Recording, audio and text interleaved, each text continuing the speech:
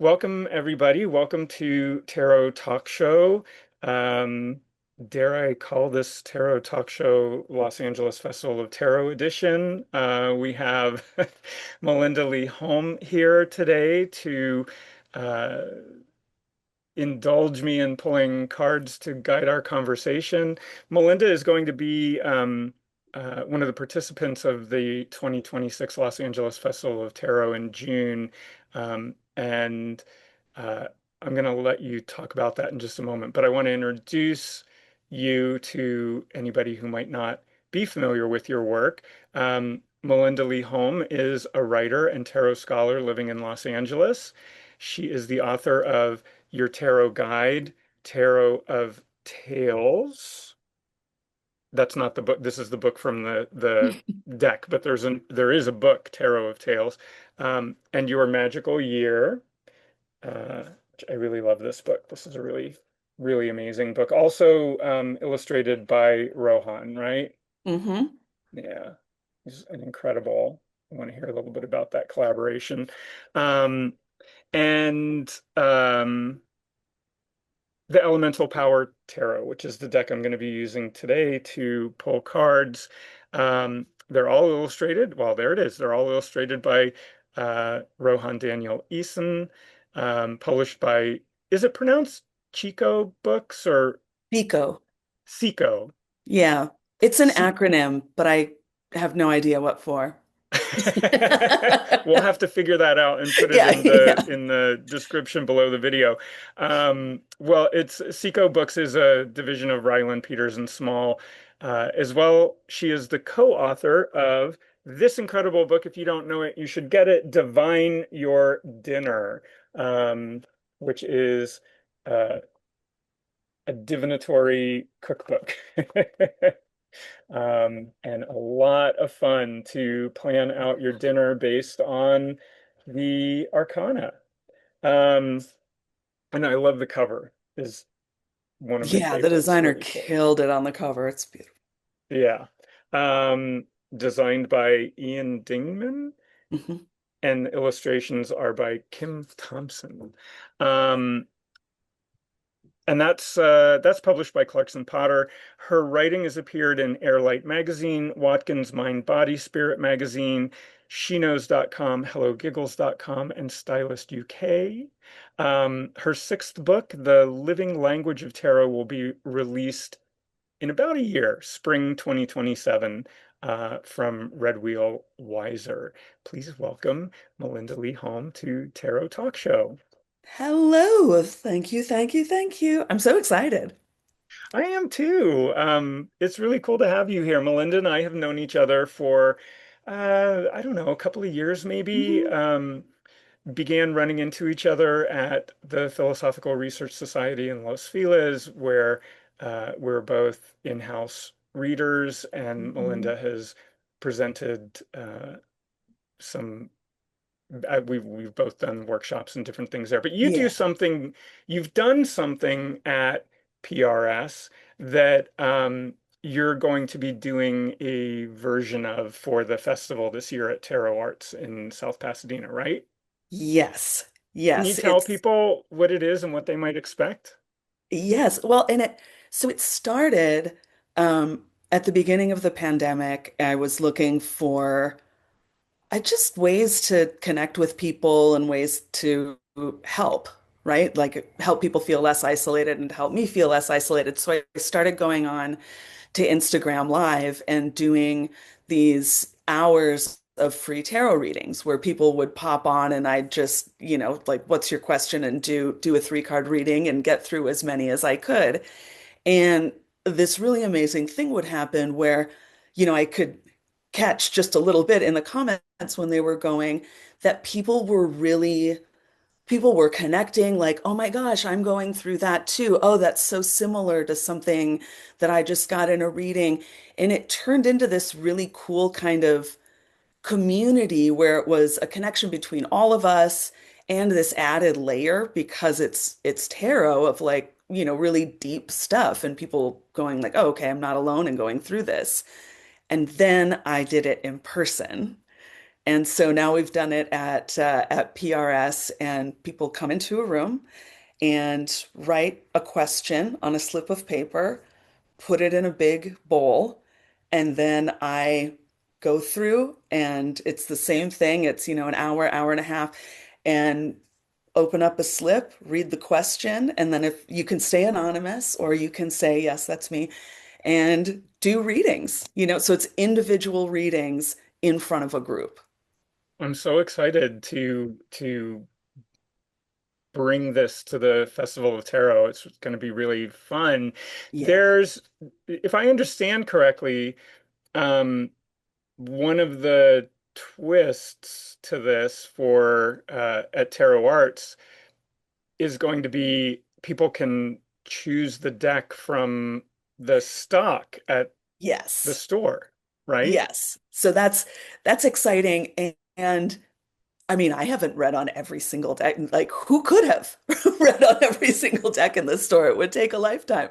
Yeah. So we'll get to experience all of these different decks from in the shop. I'll get to experience reading with them, and then and then I talk through it, right? So we'll be talking through what the different symbology of the decks is, and how it's landing for me, and then people I'm reading for can chime in how that's landing for them. But yeah, it adds another layer of exploration. I love this. The Tarot Arts has thousands of tarot and oracle decks in the shop. It's the largest brick and mortar in Southern California dedicated to tarot and oracle decks. And they most of the decks are open so people can check them out. And so that makes it really easy for someone to just go and pick a deck that they want you to read with. Um, Now, if someone wants to remain anonymous, then do you have like your own decks that you're gonna read from, or how does that work? Yeah, then I'll wing it. I'll have both of my decks there, obviously, as always. But I like to just let it happen. There's kind of this live theater element almost, right? Where it's like, I really know my stuff. I'm very, very fluent in tarot. I'm very knowledgeable. I've read for people a lot, so I'm really good interpersonally. And then I get into that moment and I can just be in the moment and let things unfold as they happen. Nice, Yeah. nice. That sounds I like love fun. Yeah. Um, Depending on how today goes and how you feel at the end of the show, I think it would be fun. Maybe we can do that like as a team sometime somewhere. Yes. I don't know That if would you've be ever really fun. thought about doing that with somebody else, but it could be I fun. did it once very spontaneously. I was doing it at my graduating residency from my MFA program. I was like, okay, I'm going to do this in front of a group, and so many people showed up. And then I had a friend in the audience who also read tarot, and I was like, you want to come up here and like help me out? This is a I lot. love that. That's Yeah, but it cool. was really cool because then the two of us have different takes, right? And so Right. then there's this other interesting conversation, which I think, especially for you and I, doing it in front of an audience of people who are probably familiar with tarot in some Hmm. respect, like I love adding all of these layers and Me like too. unexpected ways to experience tarot. Yeah, me too. I think that's incredible. I just want to mention also, sorry, I don't work for Magic Hour Tea. It probably seems like it does after the last few like weeks or months, but I keep drinking tea, which I don't normally do on camera, and it's because it's Magic Hour Tea and it's the Angel 999 uh, I think it's Celestial Completion. Uh, but it's one of the angel teas, and I'm a big fan of those when I'm reading. It's part of my ritual. I have my candles lit over here and my crystals on my table, and so I want to get in. I want to start pulling cards, but before I do that, because I'm working with the elemental power, I do want to show some of the work, at least from the Oh yeah. tarot of tales because you said you like doing, adding different layers and doing different things and mixing things up. Hmm. And this deck is absolutely encompasses all of that. It's a mix up of the approach to tarot, Hmm. but very rooted in tarot tradition. And do you want to talk about your Fool real quick before I move on to some, just show Oh a few of the yes, other and cards? Because this means something really specific. really, really specific. And I don't know if you have the Hierophant right in there too, Yeah, but yeah. the Fool and the Hierophant both have these radiating lines coming out the back. So the dog is a real dog that I had that passed. The cat is a real cat that I had that passed. Both of them were these roles in my life.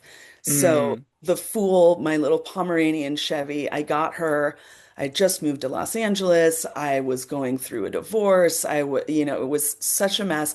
I got this Pomeranian and she kept me absolutely present and in joy. She was like, mm. you still have to connect to joy. Puppies need to play, right? And she did that her entire life. She would just like bring me back to the present and remind me of joy. So we've got her, doing the most to bring all of us into joy, juggling. And then also that sense of you can't be thinking about anything when you're doing all of that. It's kind of like what I was just talking about. You get prepared and then you're in the moment. You're balancing on one foot on the world, and it's tiny because you're a Pomeranian, and you're juggling in this clown suit. You can't be thinking about it. You have to be just radically present in that moment. And then for the Hierophant, like that cat was the first figure in my life that showed me what it's like to have someone show up for you every day. That Taurus aspect of the card, the ritual, the dedication of having a being that reminds you every day, like you're important, you are loved, we're in this together, we're going to Mm. do these rituals together. And that's that foundation is really needed in order to more profoundly connect in with divine teachings. I love that. And so um you are also generously lending some of Rohan's original artwork Mhm. to the exhibition portion of the festival. And I think that we're going to get the Fool, Yes, right? yes, So if yes. you're in Los Angeles or you're traveling to Los Angeles the first weekend of June in 2026, you can see the original uh, artwork for some of the cards from this Yeah. deck at both PRS and Tarot Arts. The And they're exhibition. Yeah, big. go ahead. They're Oh, are big. they? How big Yeah. are they? Yeah. And they're 5 by 7. Oh my gosh. So, yeah. And you know the book that goes with this deck, like it's super, super Yeah. complex. Both of us made the job way more difficult than it had to be. You're gonna make my installation way more difficult than I know what to do with, but we'll figure it out. Yeah, we'll That's figure it out. We'll figure amazing. it out. Yeah, but Rowan, he just got really excited about it and was like, "Oh yeah," and did the first couple in 5 by 7, and then went, "Oh my God, I have 75 more of these to do in this Are size." you, and you mean 5 foot by 7 foot? No, no, no, no, no, five by Oh, seven. Oh my God, I was sorry to give like, you a heart where am I attack, gonna put James. these? But Holy God, no, they're pen and ink. They're pen and okay, ink. They're not. because then I also thought he did 78 5 foot by 7. Wow. Right. On a British publishing timeline, which is like, we signed the contract. Can we have it in 3 months? Like this publisher is just Do you insane with see the I'm timeline. as red as this plate back here right Yes. now? Yeah, yeah. 5 by 7 inches. 5 by 7. But way bigger than a card. Yeah, yeah, no, absolutely, absolutely. I also just want to show you because I think that card backs they're one of the things I really love, and I don't think enough attention is paid to. Hmm. Much like frames, when I go to a museum, sometimes I'm paying more attention to the frame than I am to the artwork that's within it, and I Yeah. feel the same way about card backs, and a lot of times people don't pay enough attention to them. But these are exquisite. Did Yeah. Rohan design these also, or were Yeah. these designed? Oh, that he did. He did those. And this, at this point, this was our third or fourth, no, it was our third project that we had done together. And the first one was a tarot deck. So we were really close at this point. And we had talked about the frame on the front. And so I just said, yeah, something like that, like in the color palette. If you need more direction from me, let me know. But otherwise, like, I feel like you've got it. And he came back with that was like the first sketch. And I said, yeah, it's perfect. It's perfect. It's amazing. The colors that he chose, the balance of the colors. I mean, yeah, I Yeah, love it it's so really much. exquisite. That's very cool. I I just want to show a few of the cards and how different the the approach through illustration is. Um, but but you can get it, right? The lovers. Mhm. I'm just going to run through a few real quick. The chariot. And what I think is interesting too, you have a lot of animal imagery going on, Yes. right? Yeah, no But people. yeah, it's not all animal. I mean, here is a very man-made Hmm. environment devoid of people, but for the chariot, but we understand that Hmm. aspect there. Um, Go ahead. You were going to say something about the animal Oh imagery. yeah, Oh, I well love the the Wheel of Fortune. the no people started with elemental because Right. it's like I'm reading for people with like all different backgrounds and all different identities, and I got really tired of kind of apologizing or explaining away some of the imagery, and I thought, God, wouldn't it be great if you just had a deck with no people in it so everybody could see themselves in the imagery? Um, and then we kept with it. So because as a reader or a querent or a viewer, like you are part of that world too, there is a human element. It's just unseen in human form. Mm, I do really love that. Um, and I love the world. Oh yeah. Yeah, that's one of my favorites.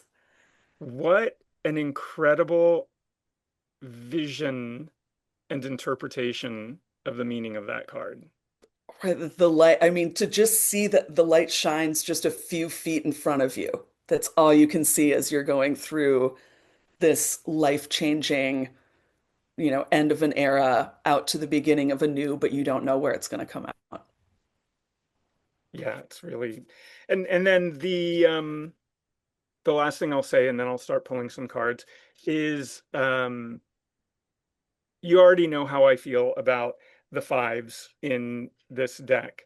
Um, I've written about them in the new Discombobulator that's coming out very soon. I'm not exactly sure Oh, when, but that's Andrea Aste's new tarot magazine coming out of the UK, but available here in the US. Anyway, um, I write about the terrain in the tarot in there, and one of the reasons that I wrote about this deck in that context is because the fives, the challenge cards in each of the suits, depict uh, catastrophes within each of the elements. hmm. Fire for wands, water for this is a forest fire, a tidal wave for a water cups, the air, the swords is a tornado, and a landslide or an avalanche for the earth pentacles.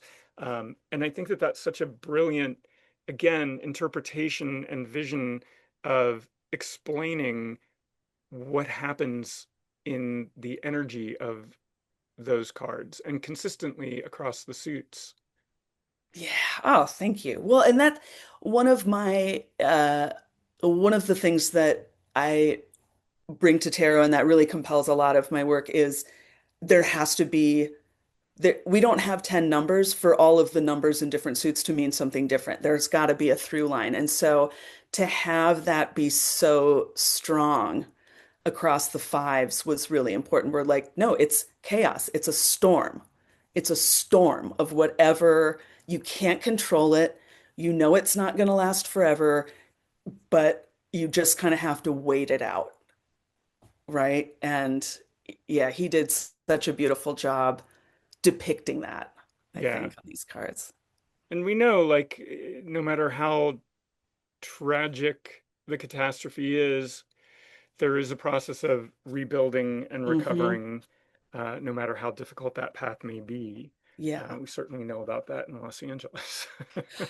Yeah, yeah, I know that five of wands. Sometimes I want to take it out of the deck Mm. at this current moment in Los Angeles. Um, all right, so I'm just gonna top up my cup of tea over here, and I'm gonna pull a card and see uh, what that what we get. Oh, I do want Okay. to show the deck is slightly oversized, but if you are somebody who likes to riffle, it is an easily um, uh, it's an easy deck to riffle. I don't know if you can hear that, but it is an easy enough deck to riffle shuffle, but it also works overhand, and so um, I do both. I riffle and overhand. So Yeah, I love it. I love the riff, the doing the bridge to get it back down and everything. so here we have the Eight of Cups, and this is something. Now you said this, you mentioned this when you were talking about the fives in the Tarot of Tails, but in the Elemental Tarot, uh, if you read the book that goes along with it, you well, first of all, I'll say this. I read tarot elementally in a very Yeah. powerful way. It informs my readings before I ever picked up this deck, and it's one of the reasons I picked up this deck. But uh, reading through the elements is really critical in my interpretation. And you, within each of these, through each of the suits consistently in the minors, assign an action to the card. So chaos in the fives, and here in the eights, um, you assign longevity. Hmm. So whether it's the eight of cups or the eight of coins or swords, it's um, it's longevity within that element. So within the element of water, what does that say to you? Longevity. Longevity to me, what I see here is longevity in the element of water, connecting to spirit, connecting to emotion. It speaks to me of consistency that pays off, that has a strong connection to development and spirit, and especially in water. Um, an achievement. It's not there yet, but you don't Hmm. get there without it. Um, there's a swirling aspect here in the card. And so I'll ask you this. You've been around doing this for a long time. You have a Hmm. new book coming out next year. You have other exciting things going on. Longevity, how does this connect you to your work and to your work to spirit? And how does that sort of, I'm noticing this Yeah, too. It's almost like a lemniscate or lemniscattle, and I don't know how to say it. I don't A know either. lemniscate like energy that's going back and forth through here. Yes. How do those things connect you, your work, your spirit, and your commitment to it? Uh, well, first of all, I'm so glad you noticed that formation because on Elemental, I did all of the arrangements of the suit Mm. symbols because I wanted Rowan to still take my calls at the end of the process instead of me telling him little tiny things to make. So they all reflect kind of the feeling of it. But that. that longevity in emotion for me, it's really important. And I don't always do it, right? I knock myself out of alignment all of the time with overworking and pushing myself too far. But, longevity, I think it's not something that just happens. It's something that there's this level of maintenance, right? Like friendships, our longest friendships, it doesn't just happen out of nowhere. Both people kind of keep up this consistency, whether it's like, oh, we see each other once a year, we talk once a month. So there's this routine, and I keep doing this, like these cycles that repeat within that. And it's very important for me. I mean, why do it if it's not feeding me emotionally and Mm, if I don't think it's possible to feed someone else emotionally with the work that I do? I think that that's the whole reason for it. mm, wow. Um, so when you, I'm going to hold this back up again just for a second. Yeah. When you, in working with a Marseille style pip deck, in creating one, Hmm. um, and you're talking about being consciously placing uh, the symbols in specific ways throughout the cards and the minor suits. Can you talk Hmm. a little bit about that? Because it's, I think it's important for people to understand that they're not just looking at a repetition of symbol, but they're looking at Yeah. that in a specific way. Right. And for me that comes down to it's another aspect of elemental, right? There's elemental as in the elements, and then there's elemental as in the distilled essence of something. And so the arrangements are kind of that distilled essence of the number and where the single words come in, right? Longevity, chaos. And so when I was making these arrangements, it's like, okay, what arrangement feels or like gives off that sense of the word, of longevity, of chaos, of initial wisdom. And so, some of the suits are more, I mean, with the cups, it's like are the cups upright or are they tipped down? And here it's exactly equal. Right. Right. Some of them are up, some of them are down. And again, it's that cycling, like they can't all be full all of the time. They've got to be turning. And I really wanted people, I considered Elemental Power to be kind of a teaching deck in that way, where it's just the simplest elements of everything. And so to be able to see those suits and those symbols arranged in these specific ways. And once I say that to people and they're looking at the deck, they go, "Oh, Mm. okay. Like, yeah, I see it." Um, which I maybe should have been more explicit about in the book, but God, they only give you 15,000 words for that little book. Only 15,000. No, I know what you Yeah. mean, but I will say that I'm frequently disappointed in the guidebooks that come with a deck, and I'll just sort of like look through it before I toss it aside. Yeah. Um, there's information in here to help glean a different perspective in reading this deck, and that can help you read other decks as well. Um, as you were speaking about that, and I held this card back up again, that concept of longevity, I was talking about, the movement in this card, both in the Hmm. background and in the foreground. But there's this very straight, very rigid backbone Hmm. that runs through the center of and is a part of the movement, but runs through the center of it as well. Yeah. Yep. Yeah. You've got to have that strong center. Yeah. I'm just gazing at it. Oh, um, I know. Do you revisit this deck much? How long has this deck been out? now? 2020 2020. Wow, it six came out. years. I read, I go back and forth. I read with both of my decks all the time. And when I'm doing readings like at PRS, when I'm saying I have both decks and I let people choose which one. Mm, And it's pretty equal what people choose. yeah.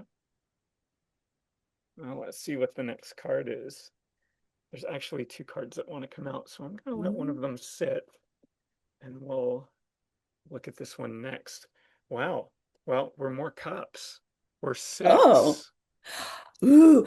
Well, I love this as a comparison too, because now you can see like things are going well, but that backbone is not formed, No.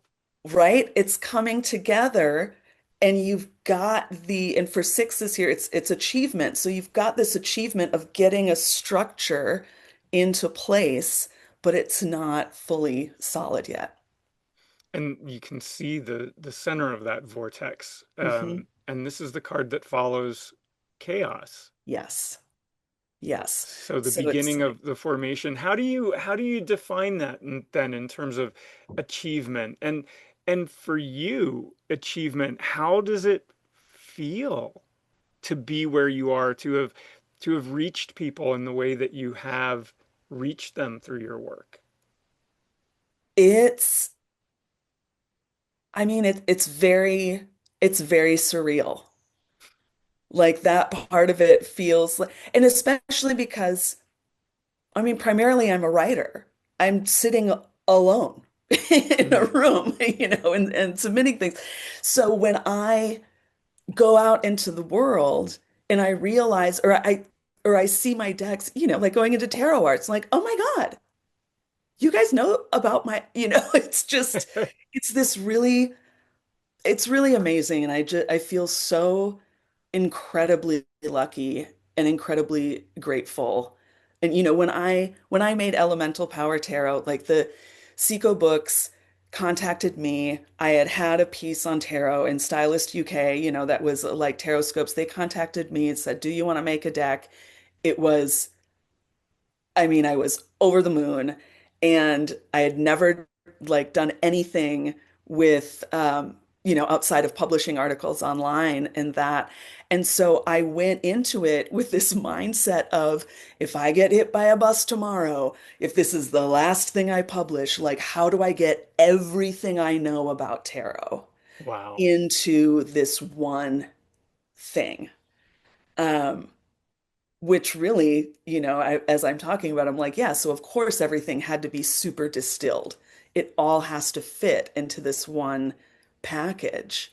And yeah, I mean, it's crazy. It's crazy. I'm just amazed by it. And then I feel sort of bashful because I'm like, oh, I'm amazed by my own life. Uh, but I am, No, I I grew up. I understand it. That is an amazement that is born from humility. Yes. Yeah. I mean, I grew up really poor, abused, neglected, like, and that fueled my relationship with tarot. So really, from a very deep and prolonged five of my, being born out of a five situation, I mean, this is that I feel like I'm now living in the six. And I can, Yeah. maybe I'll get to the seven. I don't know, but throughout my life, but the six is a really, really beautiful place to be, coming uh, from a five that a lot of people kind of get trapped in for the rest of their life. Mm. It's it, there's you mentioned coming from a place that um it was difficult, that lacked a certain amount of privilege, and I mean, you have longevity, right? And you Hmm. have achievement. Hmm. These are really powerful aspects showing to you. Now, do you also connect water with spirit, or are you working solely with emotion? Solely emotion. Okay. Yeah. And then I connect the aces as the point of connection between spirit and the element. And then I think of the majors as kind of, broadly the element of spirit. Well, hopefully we'll get one of them. Let's see. There were two cards that sort of when I was reaching in Yes. last time, they both said I want to be heard. So the other one is it's another eight, achievement in the Ooh, suit of air, longevity. Yes. Yes. Well, and here, this or is, a longevity, sorry, yeah. longevity. And And again, as a writer, hmm if I didn't pull swords for you as a writer, I would be sadly disappointed uh, because this is the suit of communication and yeah. thought and analysis, reason, hmm um, and this seems to line up beautifully with the work that you do and Yeah. matching. I I mean, how beautiful is this in the Yeah. work that you do? Oh, and it's so just the visuals of those together is so calming to me. Hmm. Just everything, with the backbone and then with the swords, the eights that they're just and they're rising up, right? If you read from left to right, they're sort of ascending, but in this very methodical, they're good drivers. They're doing the zipper as they Hmm. march. Like it's all working together. Um, yeah, and I feel that it's so wild. I did five all five of those of my books, including the two tarot decks with the books that have come out, they came out within like 3 years. Oh, wow. So yeah, like or I did them within 3 years. Yeah, because your tarot guide came out in 24, but and during that time I got an MFA in writing. So it was just like I was not a human, right? I was just like that video of the cat, like the meme of the cat typing all of the time. And now to see that, it's just like such a breath of fresh air of like, oh, okay, right. Now I'm at the time when things can unfold at a reasonable, sustainable pace. Because that's the other part of longevity to me is that sustainability, Hmm. right? You have to keep moving forward, but you can't burn out. You've got to keep it in this kind of methodical zone.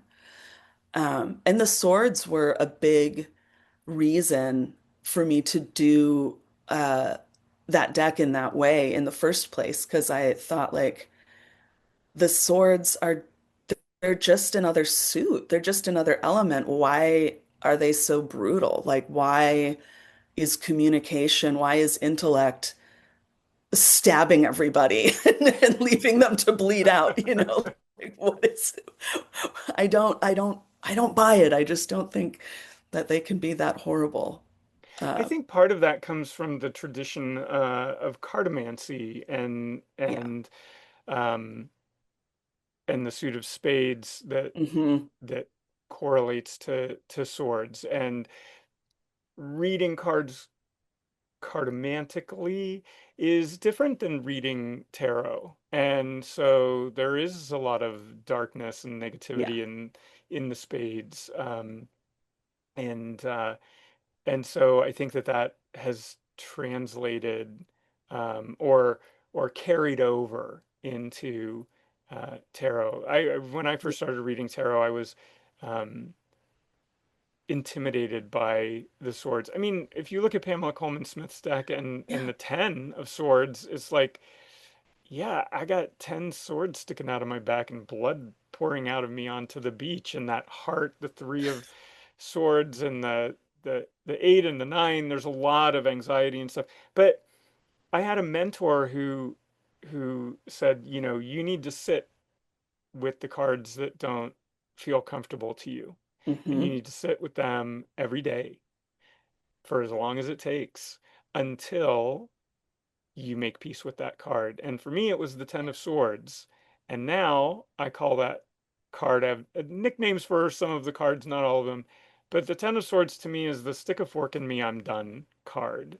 It Yeah. doesn't, when you recontextualize it in that way, and it is the meaning of that card, you're doing Yeah. something over and over again. It needs to end because you're Yeah. not progressing, you're not going to get there where you are trying to go in the fashion that you're trying to get there. So renaming it in that way Yes. takes a lot of that power of uh, fear and anxiety out of it for me, Yes. at least. I completely agree. And that's one of the things, if you're reading for someone on, that Smith-Waite deck or a deck that's based on it, you can't make them unsee a dead person with 10 swords in their back, no matter how much you try to explain. Like, no, no, no, it's good. You don't have to think about it anymore. They're like, I think, no, I think you're lying.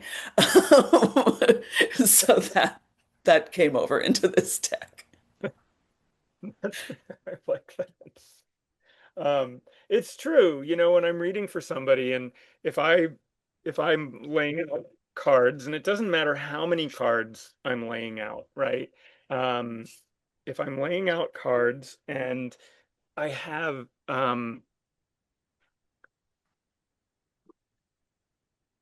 i- if death or the tower or the Ten of Swords comes up, or if they all come up in Yeah, a reading, I mean, the first thing I do, or the devil, is say, okay, this isn't the first card I'm going to read, but I just want to let you know what this, yeah. like, try and temper the fear. And then maybe it Yeah. is the first card I read because I Well, otherwise they're staring at it and thinking about it the whole time. They're not hearing anything else that you say until you address why the devil is sitting there in the reading, right? exactly. Let's see. Okay, what's next? You're a very feely person, aren't I am a you? very, very feely person. Oh my gosh. Oh, A I lot of did my hair cups, this morning. overcoming doubt. And the emotional aspect of overcoming doubt. This really resonates with what you've been talking about, coming from a place of chaos that could have Mhm. been what controlled and ruled your life. Yeah, Achievement in in in overcoming that, the emotional aspect of achievement, getting beyond the that chaos. And yeah, then the longevity that's tied to the work that you do as well, returning you back to this space of overcoming doubt. Do you like, do you feel this? Do you have this? Or is this something that you like, what is your relationship with overcoming doubt? Do you have doubt still ever? Did you ever? all the time, all the time.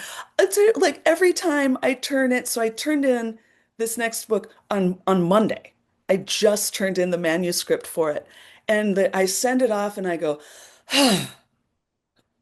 "Oh God, I hope it's good. Oh God, I don't know. Maybe I should open it. Nope, don't do it. Don't read it. It's good." It's like I instantly fall into that because it's this. I've parted with it, right? It's out of my care now. It's out in the world, and then I get really like anxious about it. Um, but I think that overcoming doubt emotionally for me, it's a practice. Mm, It's definitely, and it's a practice in a lot of ways. It's a practice in my work, but like I go to therapy, and there are a lot of tools that I have for overcoming doubt um in just in my life, right?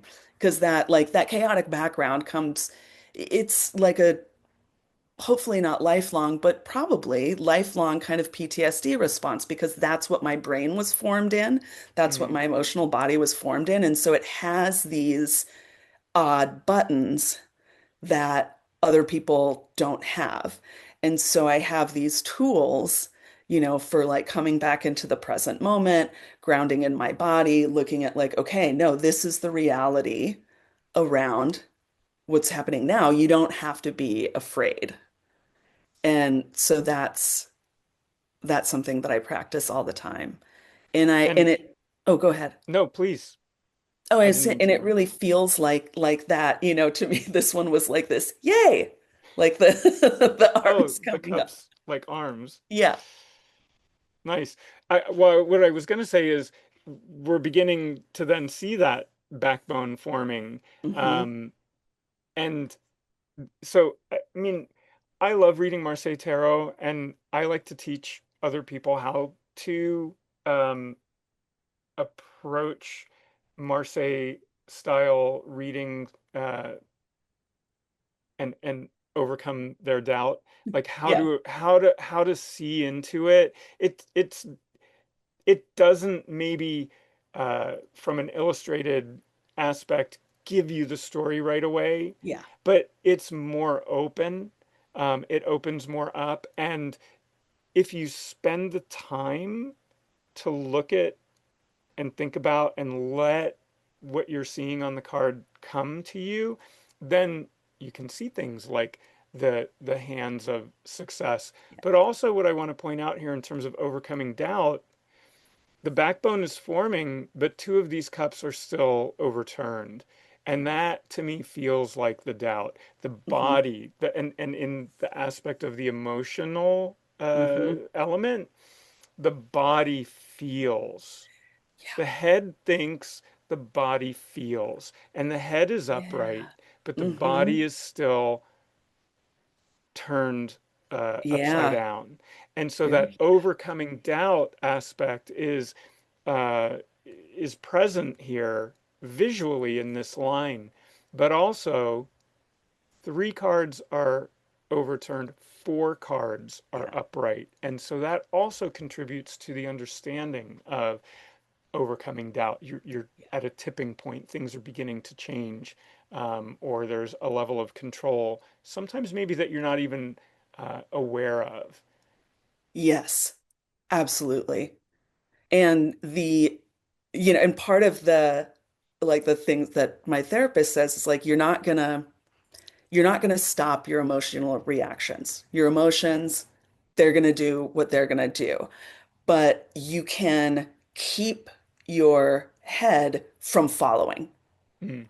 Like that's the route to keeping them in place is like, okay, yep, this is just let it be what it is, like feel afraid, feel whatever it is, but how do you steer your head back towards what's really going on? And and I know that um, you see this as exclusively um, or you read it more exclusively in the realm of emotion, but I do read water elementally connected Yeah, to spirit as well. yeah. And for me, another aspect of this, when you're talking about the head, um, uh, the body goes where it wants, but the head can remain at the uh, as almost like a steeple, right? Hmm. The foundation at the top. Yeah. That Yeah. doesn't really make sense, but That um, it but does to what me. I'm seeing here as you're talking about that, I'm like, well, what's this one over here, right? This one's Yeah. upright too. This is like spirit. But then what is this? If there's a spirit up here that's upright, that's sort of sitting here uh, as a guiding principle, then what's this? Well, maybe this is the devil, not the devil in the tarot that means something different, but like the Right. aspect of, the conscious and the unconscious, Right. the angel on the shoulder and the devil on the other shoulder, Hmm. the above and below, right? All of those different aspects. Again, the power of what we can see and what we can notice in a Marseille style pip card, I Yeah. think, is so much more open in many ways than Yes. in an illustrated deck. Yeah. Yeah, I think so too. And maybe you and I should have, do a whole workshop on that and like rally people to our cause of like, of the pip style decks because I love to read on them and for that reason exactly it's like there is a really deep meaning, a really deep definition, but it can be sort of expressed in so many different ways, Hmm. that core truth of it.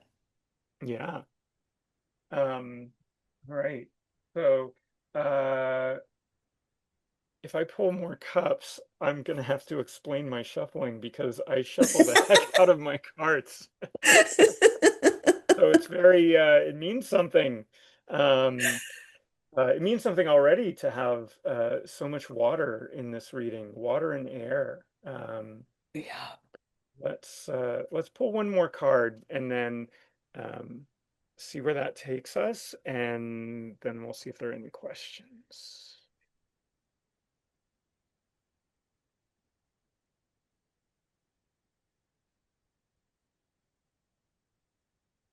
Now we've got chaos. We're going to end on chaos, the chaos of the Ooh. material world. Yep. Yep. I mean, Five of coins.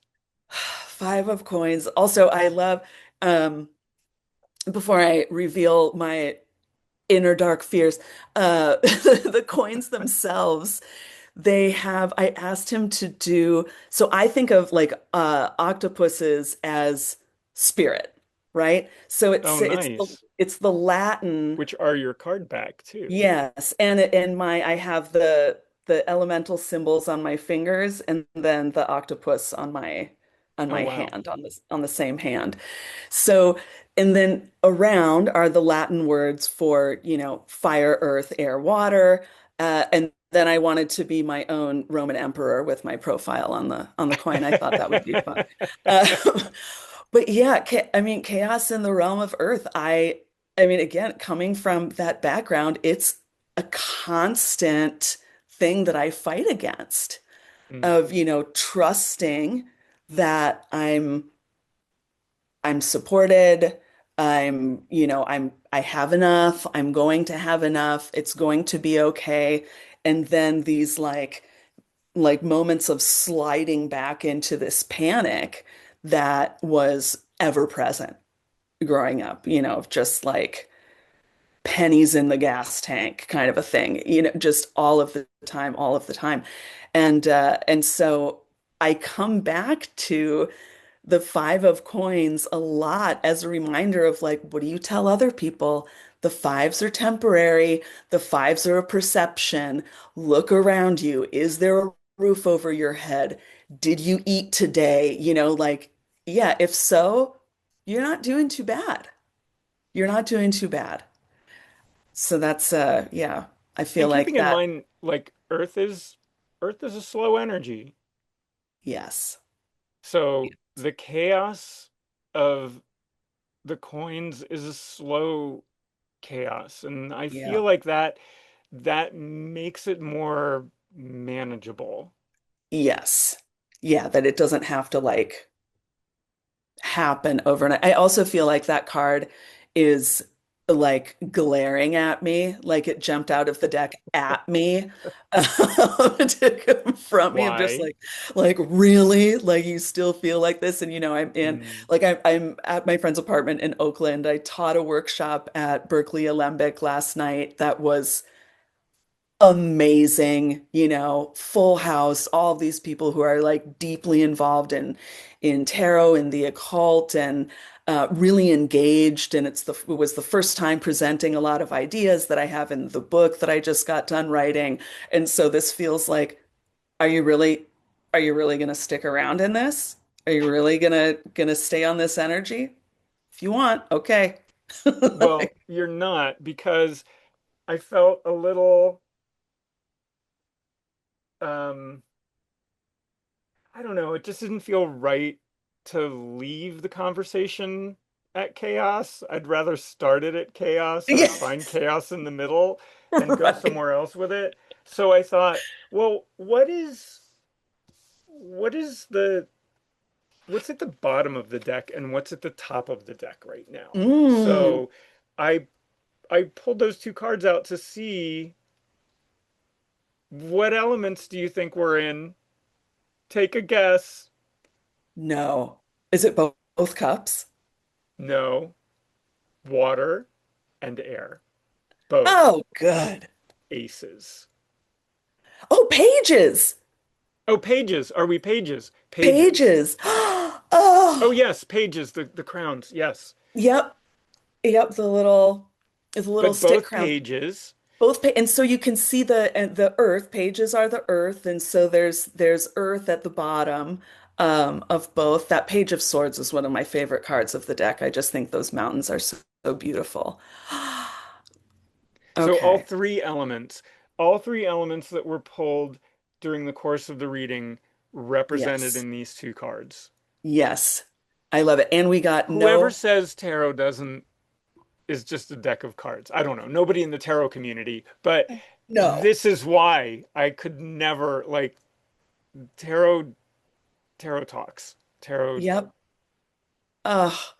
And it's just like I find the pages to be so refreshing that it's this like I don't know, I love being a beginner, Mm, you know, and just like allowing myself to kind of be bad at things or go you have to be willing to not be an expert in order to like explore and expand, right? You can't stick to exactly what you know. right. And I think that And be at willing this to make mistakes yes, yes. to And not be perfect.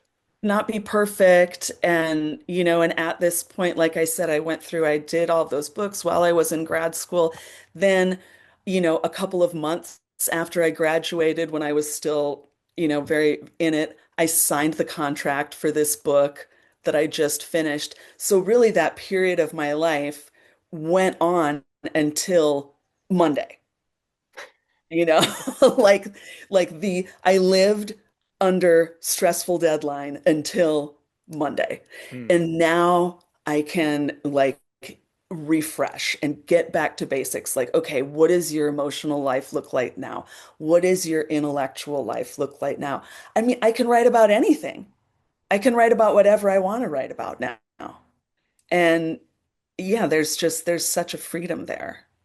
There is and one of the things for me with the royal cards, they're pillars. I see them as pillars. So each of the royals serves as a pillar, one of the four pillars to one of the major arcana, Hmm. and the pages are the pillars of the Fool. The Fool Yeah. represents all four of the elemental properties in the major suit, and Hmm. so there's that fool-like aspect that return, like I mean, everything that you've been talking about, returning to the beginning, um, learning, playing, investigating, walking down a path that you don't know where it's going to bring you. Yeah. I also really love that there was no fire. It's just like, don't do anything. Stop taking action. Sit down. Right? Yeah, yeah. Okay. Okay. Only earth, Wow. water, and air. Yeah. Um, so we're like at time, but I wanna open it up for questions if you have a few minutes, Yeah, of course. and see if anybody does have any questions. If you do, you can unmute yourself and ask, or you can put it in the chat if you feel more comfortable doing that. Anybody?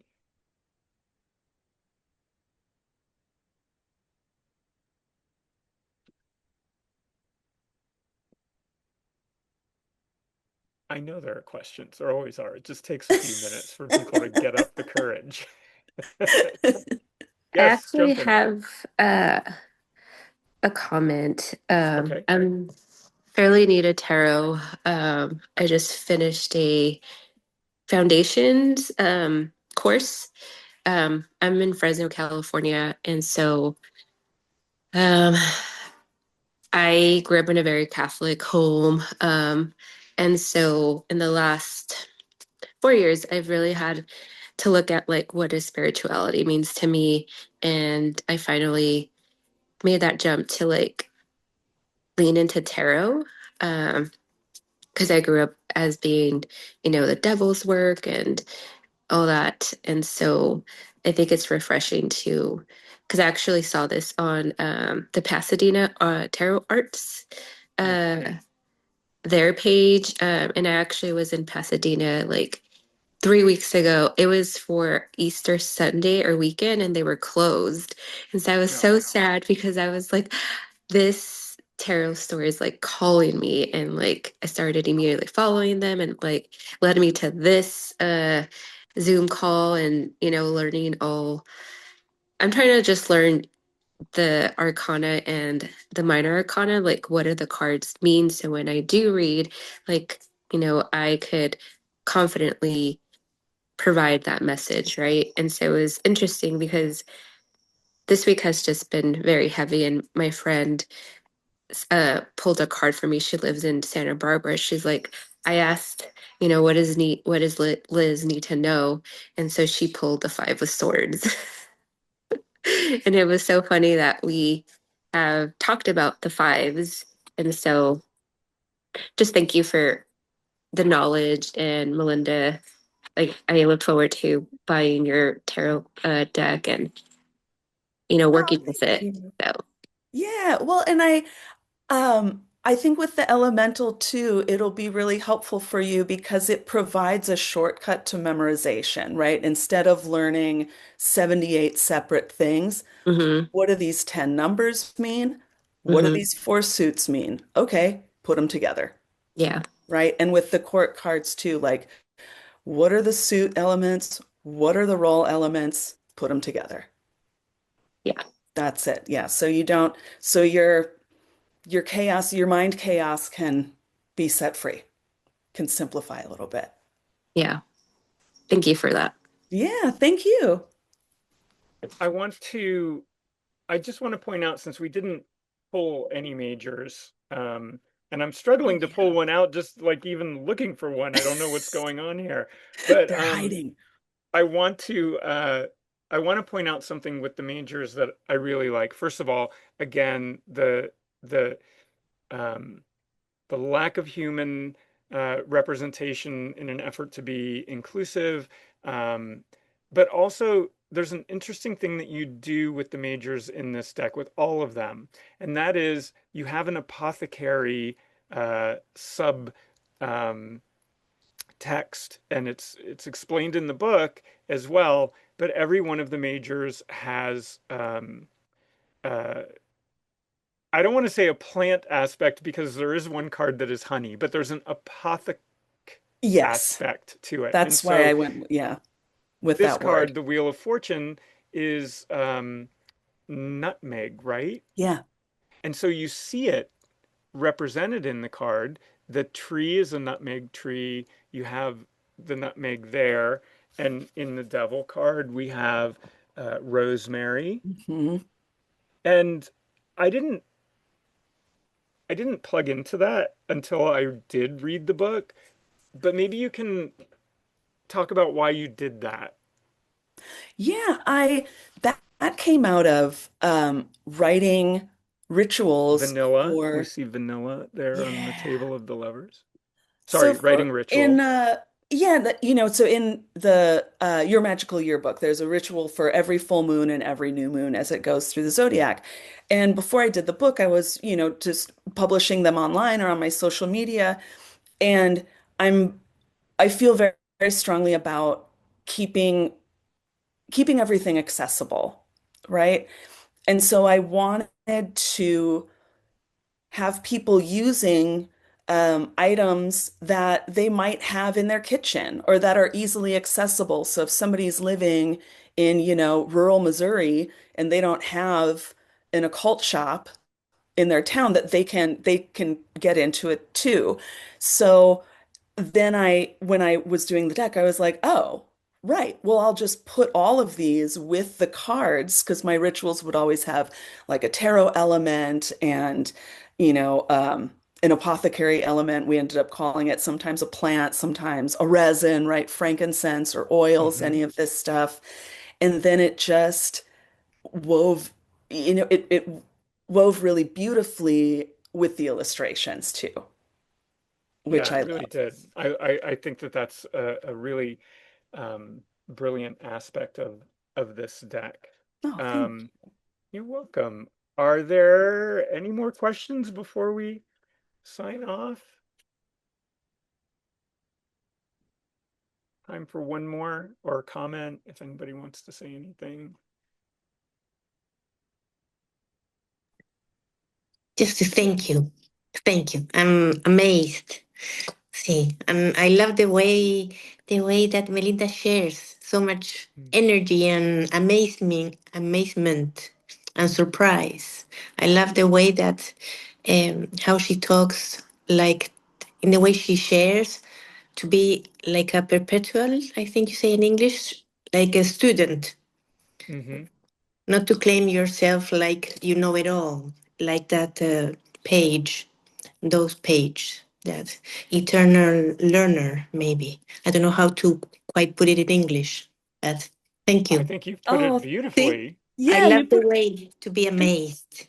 thank you so much. Well, and that's, Mhm. my card that I identify with most is the Hierophant. I have the Hierophant staff tattooed on my finger. And I think that the key to that card is the Hierophant is the great spiritual teacher. But to be a great teacher, you have to keep being a great student the entire time, all along. You have to be open, you have to be humble and be willing to take in new information that challenges you, that challenges your beliefs. Um, so Yeah. yeah, thank you so Yeah. much. Thank you. Thank you both. And your energy. I really feel like, yeah, you make me want to run a marathon, like, yeah, Oh you're, my you're gosh. you're very energetic in the way you share. Thank you. Oh, Thank you. Thank thank you. you. Like, I That, wish I wanted to run a marathon. Thank you. thank you. Thank you. Thanks, You're welcome. everybody. And that's nice to land on the Hierophant here, Yeah. which is frankincense. You mentioned a resin. Hmm. Um, and actually, it's a human-like form, but not human. Um, Yeah. Yeah, I mean the Buddha was a real person, so it is, but it's a golden statue yeah. of the Buddha. But Buddhism, that it's really it's a constantly learning, right? You ascend, but if you're still in a body, you're not there, right? Like full ascension is is out of the body. And Right. so to be a bodhisattva and to keep coming back in order to serve and to keep learning and teaching, there's this bodhisattva cycle that I really connected with. And I went to the little drawing that's tacked on the roadside temple is the Mahabodhi temple in Bodh Gaya, India, and I went there as a total newbie, and was with a friend who was invited to go to this big Buddhist festival, and I read tarot for this like big deal Rinpoche there, and it was completely life-changing, Wow. completely. But yeah, so there's a lot of personal story in that card. Yeah, I knew that, and I love hearing you talk about that. So, um, thank you so much. Thanks for everybody for joining, and thanks for everybody who is watching this afterward. Um, Melinda, I just really have a great deal of reverence for you and your work, and I appreciate uh, our friendship Too. and knowing you, and I feel like I know you even better now, and I think that that's really amazing. I look forward to um, the group readings at Tarot Arts on June 4th, and yeah, I don't know, I'm just excited about uh, all of this. So thank you for joining us here Me today. too. Oh my gosh, thank you for having me. And I appreciate you so much, James. I mean, from the time we first met, I like really felt connection with you. And so I'm so excited to not have deadlines that I'm living under and to see see what else can happen here. Welcome to the world. Oh, thank you. Thank you. It's been a while. All right. Thanks, everybody. Remember, Los Angeles Festival of Tarot takes place June 4th through June 7th, 2026 at the Philosophical Research Society and Tarot Arts in Los Angeles and South Pasadena. I hope to see you there, and if not, we'll see you around somewhere else. Thanks so much. Thank you all. Bye. Bye.